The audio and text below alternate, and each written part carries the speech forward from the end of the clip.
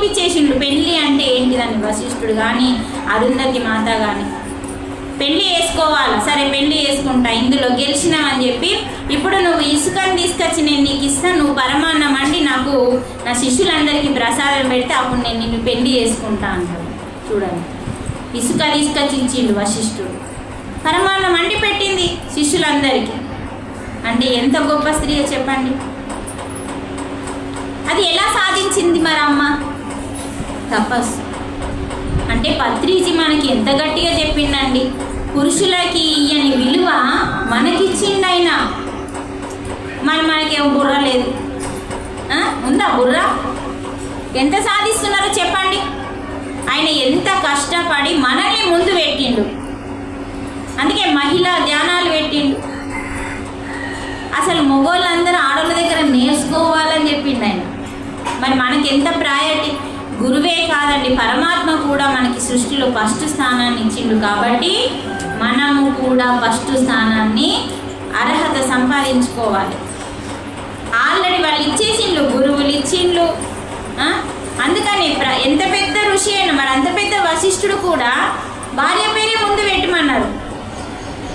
స్త్రీ లేనిది సృష్టి లేదని చెప్పి వాళ్ళు చక్కగా చెప్పిండు. కానీ మనం ఏం చేస్తున్నామంటే మన శక్తిని తెలుసుకోలేకపోతున్నాం. నాశనం కావడానికి మనమే కారణం కాబట్టి మనమే సరి చేయాల. కనీసం ఫస్ట్ మనకి మనం ఫస్ట్ సక్సెస్ కావాలా, తర్వాత మన కుటుంబం, తర్వాత మన ప్రయత్నం చేయాలి. ఎక్కడ వీలైతే అక్కడ, ఇంకా మీ ఊరా, పక్క ఊరా, పక్క జిల్లానో, ఏ జిల్లానో, ఏ రాష్ట్రమో, ఏ దేశమో. మన దేశాలు తిరిగిన వాళ్ళు కూడా ఉన్నారు కదా, నవ్వడం దీనికి నిజమా కాదా? చక్కగా దేశాలు కూడా వెళ్ళిన స్త్రీలు ఉన్నారు మన దగ్గర. అందుకని కనీసం ఫస్ట్ మనల్ని మన శక్తితోని మనల్ని మనం గెలుద్దాం, మనల్ని మనం ఒక మెట్టు ఎక్కుదాం. మనకు 100 మెట్లు ఇచ్చిండు పత్రిజీ, ఎన్ని మెట్లు ఎక్కిండు చూసుకోండి. 100 మెట్లలో ఎన్ని మెట్లు ఎక్కినామో చూసుకోవాలా.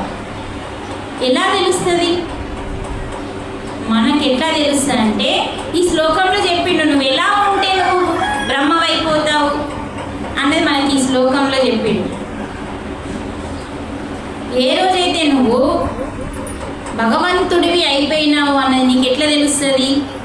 ఇప్పుడు మనం అందరం భగవంతులమనే కదా పత్రిజీ చెప్పింది, మనకైతే ముందు తెలియదు, అసలు మనమేమో తెలియదు.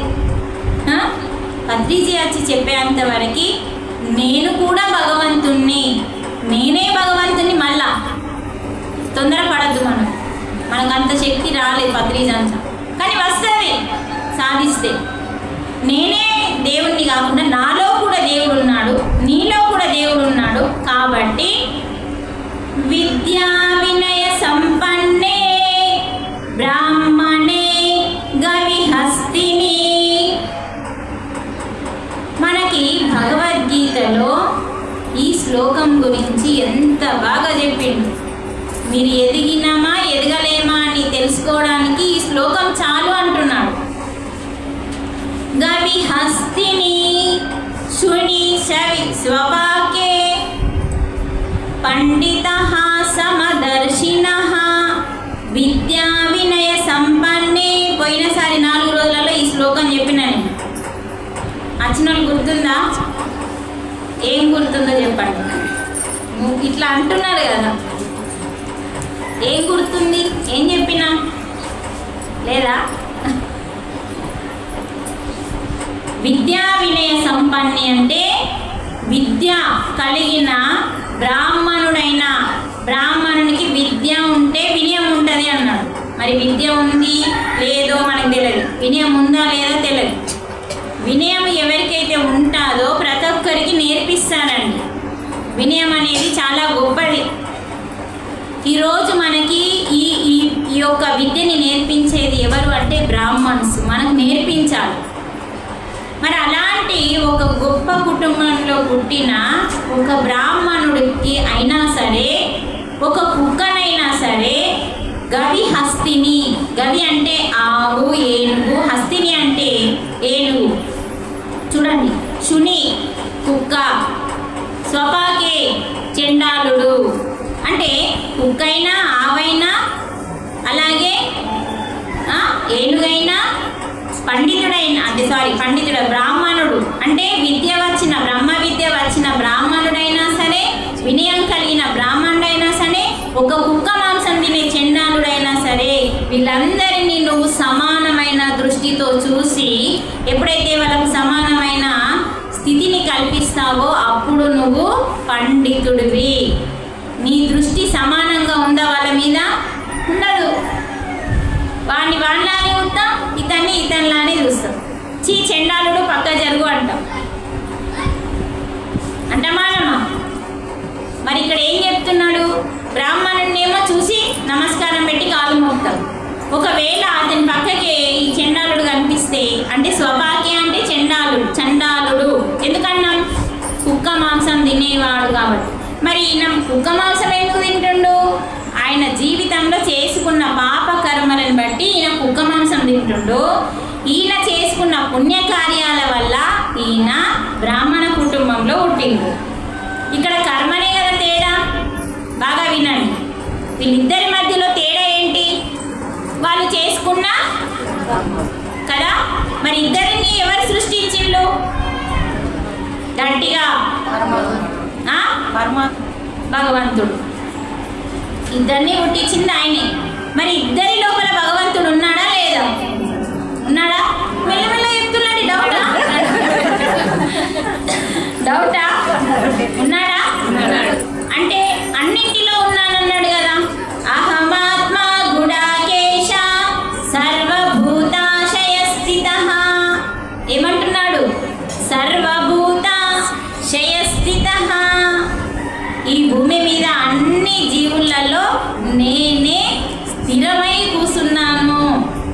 మరి అన్నిట్లో ఉన్నానన్నప్పుడు చండాలుల్లో ఉంటాడు కదా. కుక్కలో ఉన్నాడు. కుక్క సెహడి ఆ వస్తేదా అంటున్నా లేదా? అది వద్దు అంటున్నాడు. అలా ఉంటే నువ్వు రాక్షసునివి అంటున్నాడు. మనిషి కూడా కాదట. మనిషికి ఏముంటుంది? మానవత్వం ఉండాలి. మనిషి కాబట్టి మానవత్వం ఉండాలి. మరి మనిషి అవతారంలో ఉంటే మనకి రాక్షస గుణాలు ఉన్నాయి. కాబట్టి మనం ఈ రెండింటిని సమానంగా చూడట్లేదు. కాబట్టి ఎవడైతే ఈ రెండింటిని సమానంగా, అంటే కుక్కనైనా, ఆవునైనా, చండాలునైనా, బ్రాహ్మణునైనా ఒకే దృష్టితో నువ్వు చూడగలిగిన రోజు నువ్వు పండితుడు అవుతావు. పండితుడు అంటే ఆ బ్రహ్మ స్థితికి వస్తావు నువ్వు.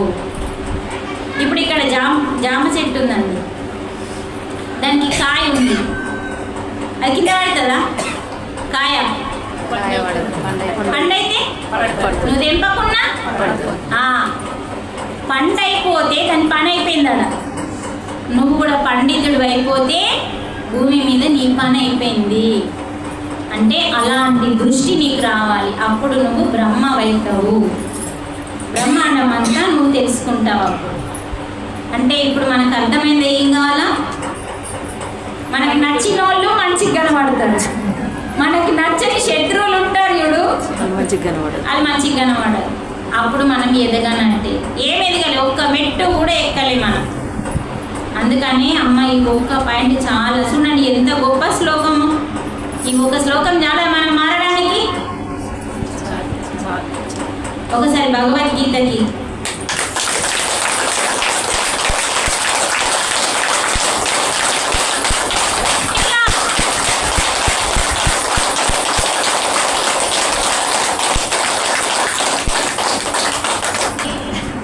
విద్యా వినయాలు కలిగిన బ్రాహ్మణుడైనా సరే, అంటే బ్రాహ్మణుడని ఎందుకన్నారు అక్కడ అంటే బ్రహ్మ విద్య నేర్చుకుంటారు వాళ్ళు. అందుకని బ్రహ్మ విద్య అంటే ఏంటిది? ఆత్మ విద్య, పరమాత్మ విద్య, నాశనం కాని విద్య. వింటున్నారా అందరు ఇక్కడ? ఆ విద్య పేరేంటిది? ఆత్మ విద్య. ఆ విద్యకి నాశనం అనేది లేదు. ఏమన్నా చెప్పిండు మనకు. మరి నాశనం కాని విద్యని ఎప్పుడైతే మనం నేర్చుకుంటామో ఆ విద్య వల్ల మనకి వినయం వస్తుంది. వినయం అంటే గొప్ప గొప్ప లక్షణాలు. బుద్ధి వికసిస్తుంది, అందరినీ గౌరవిస్తాడు, తను చక్కగా దైవ స్థితిలోకి వెళ్తాడు. అంటే వినయము అంటే ఏంటంటే సక్రమంగా ఉంటాడు, ఎవరిని హింసించకుండా, తనను తాను హింసించుకోకుండా అన్నీ చక్కగా చేసే స్థితిలో ఉంటాడు. అతనికి అప్పుడు అన్నీ అబ్బుతాయండి. ఈ విద్య వల్ల వినయం వస్తుంది. మరి అలాంటి విద్య బడులలో చెప్తున్నారా? మరి మన పిల్లల దగ్గర వినయం ఉన్నదా? 99 మంది పిల్లల దగ్గర లేదు, 10% మాత్రమే పిల్లల దగ్గర వినయం ఉంది. మరి ఆ విద్య పేరేంటి అంటే అది నాశనమయ్యే విద్య. మంచిగా వినండి, ఆ విద్య స్కూల్లో చెప్పే విద్య దేనికోసం? మన పొట్ట గడుపుకోవడం కోసం, బట్టలు కట్టుకోవడం కోసం, ఒక నీడ కోసం. పొట్ట, బట్ట, నీడ, ఈ మూడింటి కోసం డబ్బు కావాలి కాబట్టి, అంటే జీవితం జీవించాలి కాబట్టి ఈ మూడు అవసరం. అర్థమవుతుందా? కాబట్టి దానికి డబ్బు అవసరం, ఆ డబ్బుకు తెలివి అవసరం, దానికని చదువు అవసరం. ఆ చదువు చదవడం వల్ల మనకి అహంకారం వస్తుంది పిల్లలకి. ఎందుకంటే చెప్పేవాళ్ళు కరెక్ట్ లేక. మరి ఒకప్పటి గురుకులాలలో ఈ ఆత్మ విద్యతో పాటు బ్రహ్మ విద్య నేర్పేవాళ్ళు. ఇప్పుడు నేర్పే వాళ్ళకి తప్ప, నేర్చుకునే వాళ్ళకి తప్ప.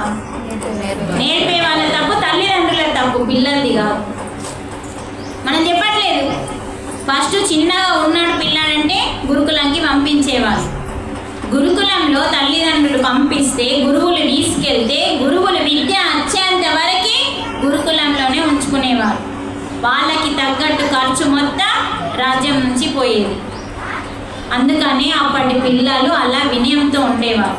ఈరోజు చదువులు పిల్లల్ని నాశనం చేసే చదువులు ఉన్నాయి కాబట్టి ఆ విద్య వల్ల వినయం రావట్లేదు. అందుకని ఈరోజు పిల్లలు ఎలా ఉన్నారో మనకు తెలుసు, ఇంకా చెప్పాల్సిన అవసరం లేదు.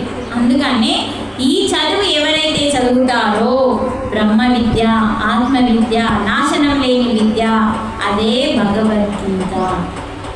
అలాంటి విద్య ఎవరైతే చదువుతారో వారికి వినయం వస్తుంది, అందరినీ గౌరవించే స్థితిలో ఉంటారు, తనని తాను గౌరవించుకుంటూ మోక్షానికి దగ్గరయ్యే గుణం అది వినయం. మరి అలాంటిది మన దగ్గర ఉంటే, అలాంటి గొప్పవాడిని కూడా నువ్వు చండాలంతో సమానమే చూడాలి అంటున్నాడు. ఇతన్ని ఒకలాగా అతన్ని ఒకలాగా చూసే దృష్టి నీ దగ్గర ఉంది అంటే నువ్వు ఎదగనట్టు, నీకు మోక్షం రాదు. ఏ రోజైతే, అందుకని ఆది శంకరాచార్యుని పరీక్ష పెట్టడానికి శివుడే ప్రత్యక్షంగా వస్తాడు. ఎలా వస్తాడు? కుక్కలన్నీ ఎంబడేసుకోండి, ఓ 4 కుక్కల్ని పట్టుకొని బొంతలు కప్పుకొని వస్తాడు. బొంతలు అంటే తెలుసు కదా, అవి బ్లాక్ కలర్లో ఉంటాయి చూడండి, గొంగళి.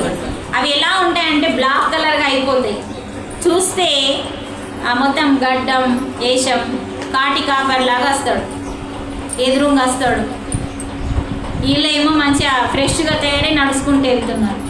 అప్పుడు శిష్యులు అంటారు, తప్పు అని. గురువు వస్తున్నాడు, తప్పు అంటారు. అప్పుడు ఆదిశంకరాచార్యుడు ముక్కు మూసుకుంటాడు, వాసన వస్తుంది. అందుకని అక్కడ తప్పుకో అంటున్నారు కదా, మరి మీరైతే అంతా ఒకటే అని చెప్తున్నారు కదా, అంతా ఒకటే అని చెప్తున్నారు. మరి అంతా ఒకటే అంటే ఇప్పుడు ఈ అంతమైపోయి శరీరం తప్పుకోనా, ఈ శరీరంలో దగదగా మెరిసే ఆత్మని తప్పుకోమంటావా, ఏది తప్పుకోమంటావు చెప్పు, ఇక్కడ 2 ఉన్నాయి కదా అన్నారు. మరి నువ్వేమో ఒకటే ఏకత్వమే అంటున్నావు. అప్పుడు ఏంటనే ఆయన కాళ్ళ మీద పడి మొక్కింది. ఓ ఇన్న పరమశివుడు నన్ను పరీక్షించడానికి వచ్చిందని. అంటే చూడండి, శివుడు కూడా ఆ చండాలుని రూపంలో కూడా రావచ్చు. ఆయన కర్మని బట్టి వాళ్ళు వస్తారు. అందుకని ఒక దొంగ అయినా మనం ఏం చేయలేం, వాడిని ఏమీ అనాల్సిన అవసరం మనకి లేదు. వాడి స్థితి వాడిది, వాడికి సంబంధించిన వాళ్ళు చూసుకుంటారు. వాడి కర్మని బట్టి వాడు వస్తాడండి. మన జాగ్రత్తలో మనం ఉండాలి. అందుకని మన నోటితోని, మన ఆలోచనలతోని ఎవరిని నిందించాల్సిన అవసరం లేదు. వానికి నువ్వు పెట్టినా పెట్టకపోయినా కనీసం సమానమైన దృష్టితో చూడు. వాడిని నిందించకుండా, అవమానించకుండా సమదృష్టితో చూడు. అప్పుడే నువ్వు పండితుడు అవుతావు. ఎందుకంటే వీడిలో దైవత్వం ఉందని చూడు, వాడిలో దైవత్వం ఉందని చూడు. ఎప్పుడైతే ఇద్దరిలో దైవత్వం ఒకటే, ఆత్మ అందరిలో ఉన్న ఆత్మ ఒకటే, అదే పరమాత్మ అని ఎప్పుడైతే నీకు అర్థమవుతుందో అప్పుడు ఇంకా నువ్వు నేర్చుకునే అవసరం లేదు అని చెప్తుంది ఈ శ్లోకంలో. ఒకటే శ్లోకం ఇంత గొప్పగా ఉందండి. 701 శ్లోకాలు ఎన్ని ఉంటాయి చెప్పండి? That is Bhagavad Gita. మనకి ఏం పని ఉందని చెప్పండి? మన పని మనం ఇంట్లో చేసుకున్నాక కనీసం 5 రోజులకు ఒక శ్లోకం నేర్చుకోలేమా మనం? ఇప్పుడు నేను ఇంత వివరించి చెప్పడానికి కారణం పత్రిజీ. నాకు రాదు అంతగానం వివరణ.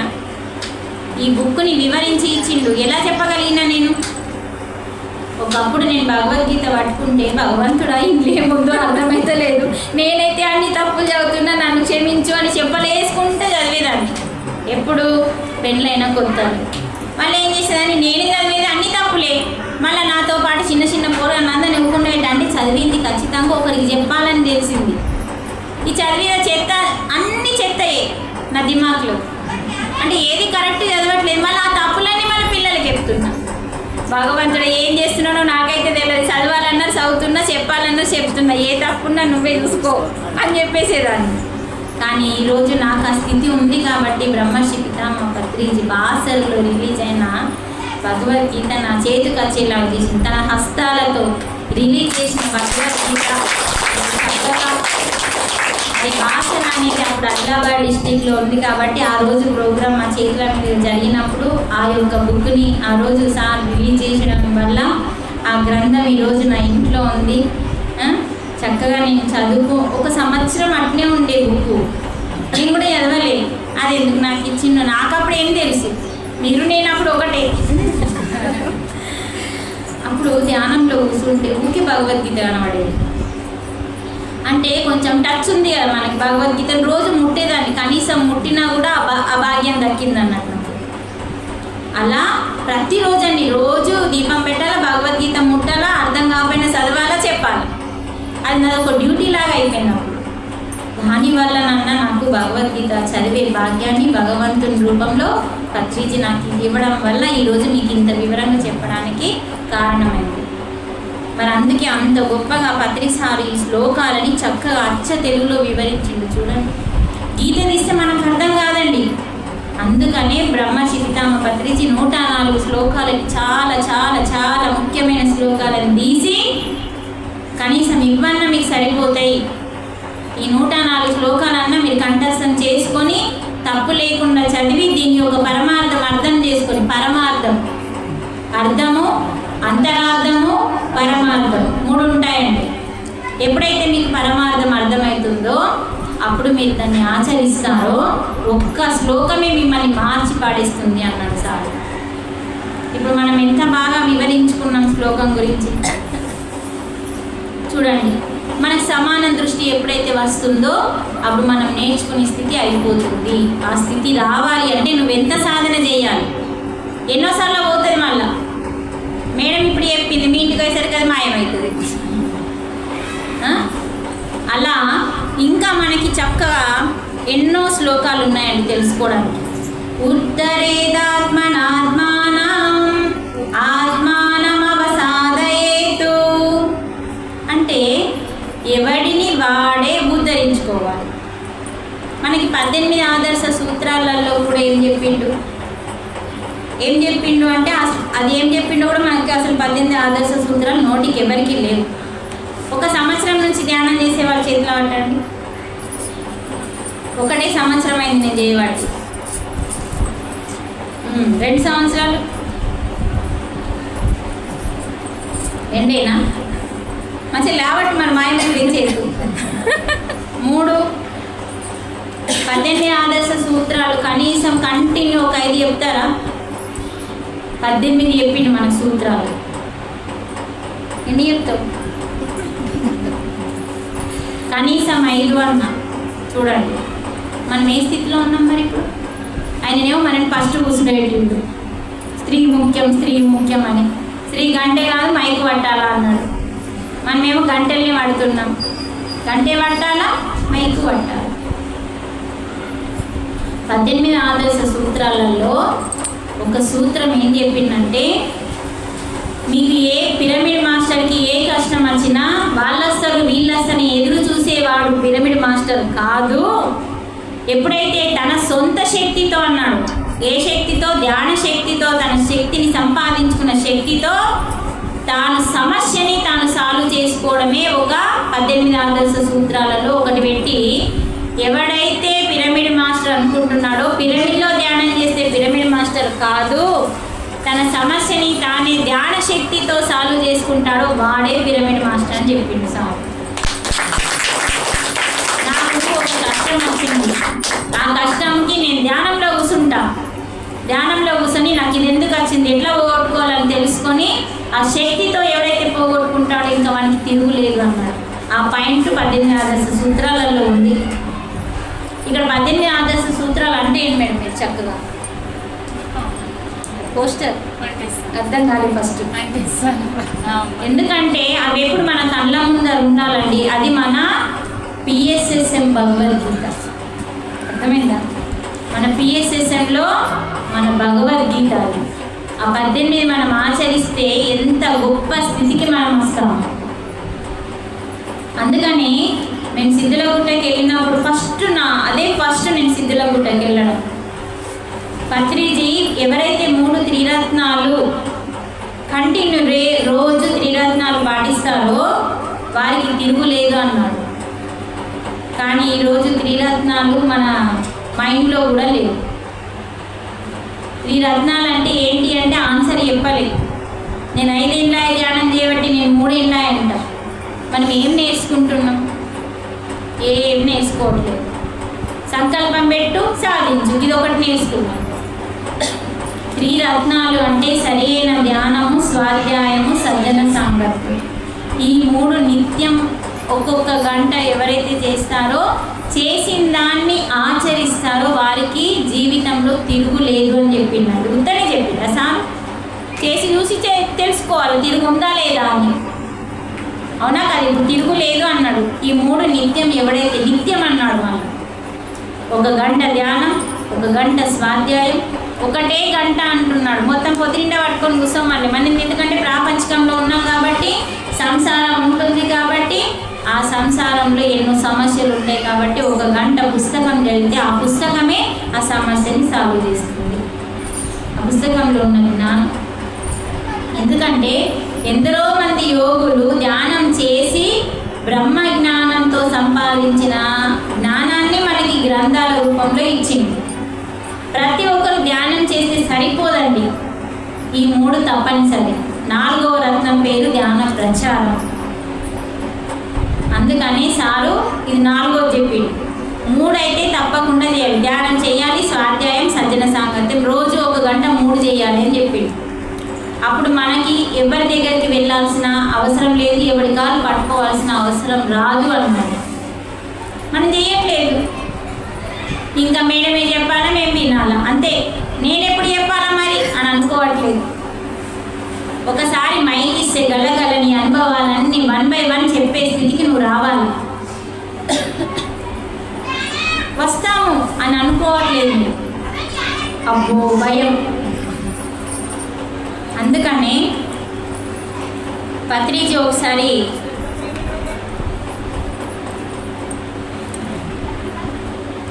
అమెరికాలో పెద్ద కుక్క ఎంబడబడ్డారు సార్కి. పెద్ద ఉందంట. పెద్ద కుక్క ఎంబడబడండి మనకు భయం వేస్తుంది కదా. అది పెద్దగా అంటే మంచిగా ఉంది, ఇక ఎత్తు మంచిగా ఉంది. ఎంబడబడంగానే సార్ భయపడ్డాడు. అది ఇంకా భయపెట్టిందట. సార్ ఏం చేసిందట, ఆగి సలాం చేసిందట. అది సలాం చేసిందట. సార్ అప్పుడు దోస్తానే చేస్తే అది దోస్తానే చేసిందట. అర్థమైందండి? అంటే మనం ఏం చేస్తే ఎదుటిది అదే వస్తుంది. ప్రపంచంలో కూడా ఎన్నో ఉన్నాయి మనకి భయపెట్టేది. మనం భయపడ్డ కొద్దీ అవి భయపెట్టిస్తూ ఉంటాయి. అందుకని మన కుటుంబంలో ఎన్నో సమస్యలు వస్తాయి. అది పెళ్లి సమస్యనా, ఇల్లు సమస్యనా, ఆర్థిక సమస్యనా, రోగం సమస్యనా, పిల్లల సమస్యనా, భార్య సమస్యనా, భర్త సమస్యనా, అత్య సమస్యనా, ఎన్నో ఉన్నాయి. అవన్నీ మనల్ని భయపెడుతుంటాయి. కానీ భయపడద్దు అన్నాడు భద్రేశ్. ప్రపంచమంతా మనల్ని భయపెడుతుంది.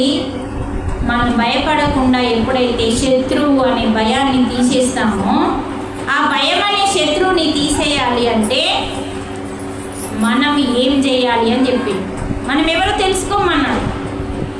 ఈ 5టిని పాటిస్తే భయం అనేది పోతుంది అన్నాడు. మరి భయం అనేది పోవాలి అంటే ఈ 5 నేను శరీరం కాదు అని తెలుసుకోవాలా అన్నాడు. మంచిగా వినండి. నేను శరీరం కాదు. మరి నేను ఎవరిని? మనసుని కూడా కాదు, బుద్ధిని కూడా కాదు. శరీరం కాకపోతే నీ బుద్ధి, మనసుని కాకపోతే నీ బుద్ధిని కాకపోతే నేనెవరిని?